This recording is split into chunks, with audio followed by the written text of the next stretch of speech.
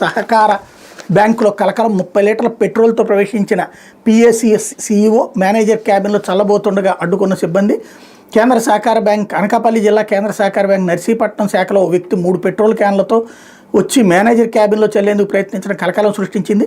సిబ్బంది అప్రమత్తమై అడ్డుకోవడంతో పెను ప్రమాదం తప్పింది. సిబ్బంది పోలీసుల కథనం ప్రకారం రోలుగొండ మండలం జానకిరాంపురం ప్రాథమిక వ్యవసాయ సహకార పరపతి సంఘం సీఈఓ బీవీవీఎస్ఆర్జీ రామకృష్ణ మంగళవారం ఉదయం మరో వ్యక్తితో కలిసి 3 క్యాన్లతో మొత్తం 30 లీటర్ల పెట్రోల్తో బ్యాంకు వచ్చాడు. అడ్డుకోబోయిన సిబ్బందిని పక్కకు దోసేసి పెట్రోల్ క్యాన్తో మేనేజర్ క్యాబిన్లో ప్రవేశించారు.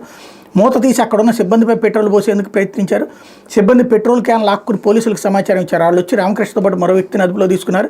జానకిరాంపురం ఏపీసీఎస్ సీఈఓ రామకృష్ణ ఉద్యోగులు మడకదేవుడు సాయి పథకం ప్రకారం పెట్రోల్ తీసుకొచ్చి సిబ్బందిని ఖాతాదారులు భయపెట్టాలని, వాళ్ళ నుంచి తమకు ప్రాణహాని ఉందని మేనేజర్ ఎల్కేఎన్ నాయుడు పోలీసులకు ఫిర్యాదు చేశారు. ఈ మేరకు పోలీసులు కేసు నమోదు చేశారు. రామకృష్ణ రైతుల నుంచి వసూలు చేసిన సొమ్ములు 66 లక్షలు సొంతానికి వాడేసుకున్నారని డీసీసీబీ సీఈఓ డివిఎస్ వర్మ చెప్పారు. దీనిపై విచారణ పూర్తయిందని చర్యలకు సిద్ధమవుతున్నామని తెలిసి దుశ్చర్యకు పాల్పడ్డాన్ని వివరించారన్నట్టు వార్తని హైలైట్ చేశారు.